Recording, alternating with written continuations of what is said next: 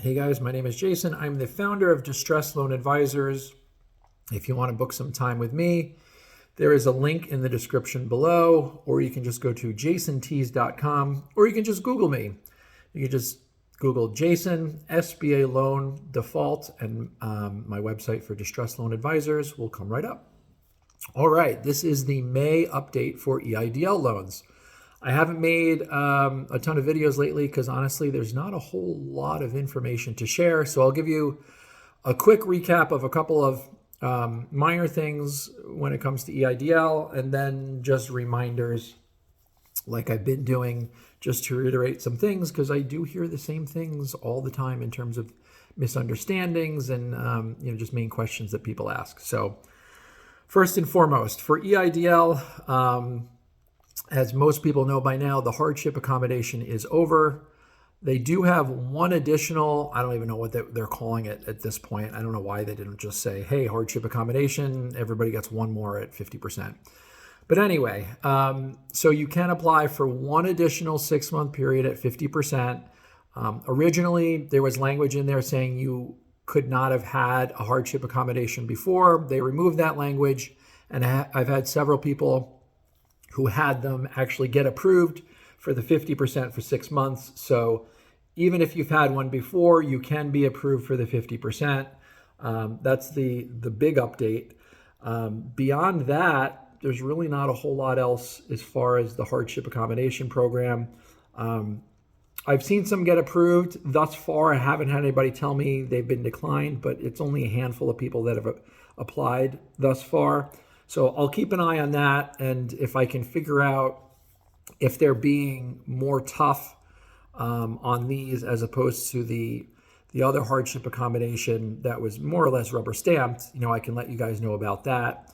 And I guess the only other big difference is these are all manual. So for $200,000 or less, where you used to be able to just go boop and hit the button in the portal, you can't do that. They do want you to give them a little song and dance about why this is short-term in nature and why, after 6 months, you'll be able to make the payment. So in other words, why is this not a longer-term issue? I did have somebody in the comment section of one of my videos say something like, well, they're going to, take that argument and use it against you for when there's offer and compromise. To that, I say, I don't think so. I don't think the SBA has that much foresight. I don't think the people working there have any idea what's going to happen in the future, especially the people on the ground that you guys are interacting with. They have no idea. I had somebody who was emailing me from time to time who said they worked for the SBA.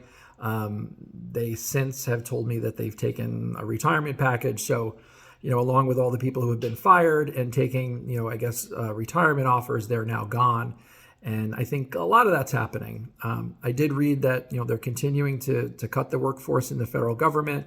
What that means for SBA and offering compromise for EIDL, nobody has any idea. So that's the latest update. A few reminders.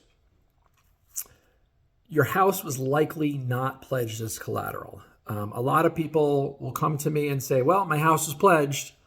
And they'll say it definitively, like, I know for sure my house is pledged. And I say, okay, how do you know that? And they say, well, because I listed it. And I say, what do you mean you listed it?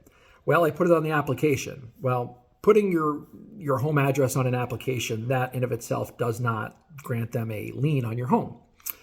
And then people say, well, in the loan documents where it says personal guarantee, it's got my address. And again, to that I say, just because your address is listed on the personal guarantee, that does not constitute a lien on your home. Think about when you took your mortgage, or if you ever taken a home equity loan, you have to sign a mortgage or a deed of trust. That's what gets filed with your county clerk's office. So unless you've signed that, never say never, but it's highly unlikely that your home is pledged. There is verbiage in the loan documents that says even if a property was used for commercial purposes, if it's your primary residence, you didn't have to pledge it. So it's highly unlikely, despite I would say once a week, I have somebody who's adamant that their home was pledged. And I asked them, well, did you do a title search? Sometimes they did, sometimes they didn't.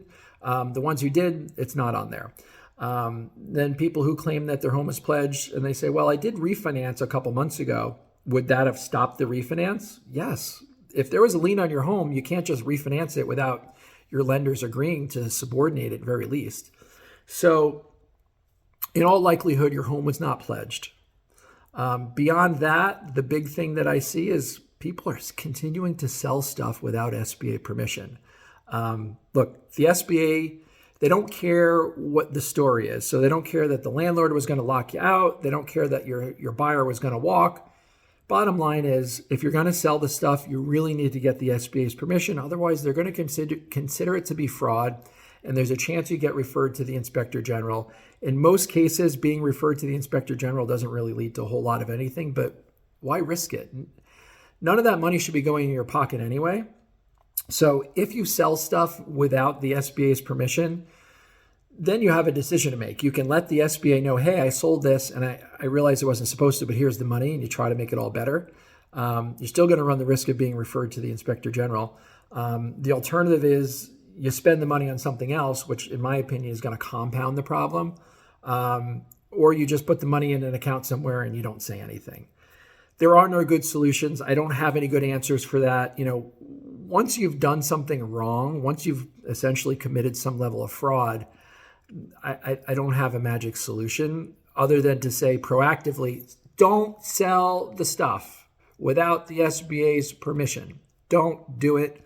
It's not worth it, especially if you owe a lot of money that you won't be able to pay them back anyway. Selling, $20,000 or $30,000 equipment when you owe several $100,000, it doesn't make a lot of sense. So don't do it. Let the buyer walk. Seriously, you're going to get in. You're more likely to get in trouble by selling the stuff without their permission than you are the stuff getting thrown in a dumpster. That's it. I mean, I don't really have any other big things. Offer and compromise still not on the table. I know, guys, they send people the forms and they have declined pretty much all of them. So despite the fact that there may be people out there telling you, oh, we can help you settle this, it's likely because they've seen that the SBA is sending out the forms. These people may or may not know that they're all being declined. Best case scenario is they're just new and they're trying to get into this business and they're faking it till they make it, not realizing it's going to be declined. The worst case scenario is they're complete fraudsters and they just want to take your money, and then they shrug their shoulders and say, well, we tried. So be aware of that. If you want to try to settle it, I'm all for throwing against the wall, see if it sticks, and I can even help you. But I need everyone to understand that until I actually see with my own two eyes that someone has settled an EIDL loan, I will not promote that as a service. And no one else should be doing it either. That's it. That is the May update for EIDL loans. If you need advice on SBA loans, offer and compromise for 7A loans, feel free to reach out. Otherwise, I will check in with you guys on the next update. And if I hear something worth telling, I'll make another video sooner. All right. We'll see you on the next one.